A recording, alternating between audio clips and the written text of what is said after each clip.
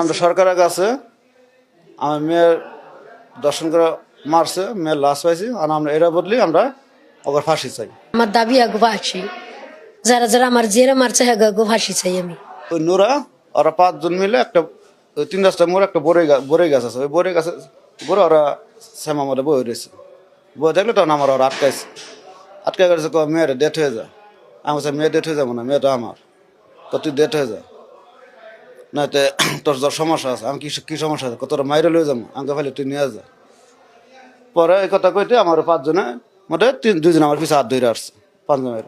আর Nora আমার পেট চাক্কু ধরছে ধরে, আর 2 জনে মেয়ের হাতে ধরে টান মেরে তুলা করে নিয়ে পুবা দৌড় দিচ্ছে।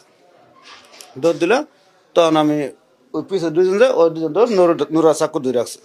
তো 4 জন গেছে গা, তখন চটকানা মারছি, তো সারে না, তা না পরে করেছে বেশি লড়াচড়া করবি না, লড়াচড়া করলে মারিয়ে দেবো কই হেরা। পরে আমার সাইডে আমার ফালাই দিয়ে নোরা দৌড়। তখন আমি কুচতে মোবাইল বাই করে পরে আমার ওয়াইফের ফোন দিছি, ছেলেরা নিয়ে একটু ওই দিক দেয় বিলফারা মাথাত। নোরা আমার পেটে চাক্কু ধরা, আমার ফান্দামে আর কয়েকজন ধরা মেয়েরা নিয়ে গেছে। আমরা সরকারের কাছে আমার মেয়ের দর্শন করে মারছে, মেয়ের লাশ পাইছি, আর আমরা এরা বদলি আমরা ওকে ফাঁসি চাই। এটাই আমার শেষ কথা। যারা যারা আমার জেরে মারিয়া জানে মারিয়া বলাইছে, যারা যারা মারছে হ্যাঁ গো আমরা বিচার চাই।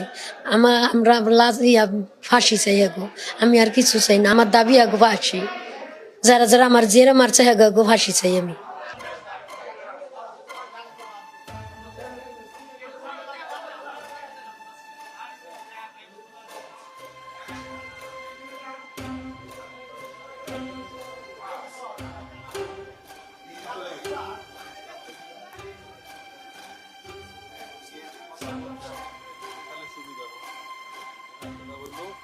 ডিআইজি ব্রিফ করছে, ডিআইজি যে শটটা আমি জীবন ভাইয়ের হোয়াটসঅ্যাপে দিয়ে রাখছি, হ্যাঁ।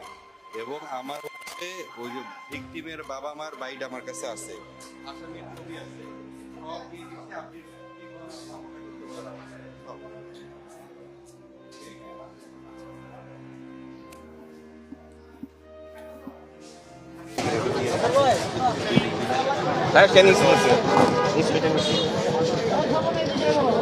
কেটে দিচ্ছি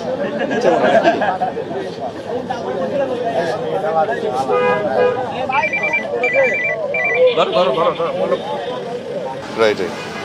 আর সুজন যে অপরাধ এডিশনাল এসপি অপরাধ উনি থাকবে।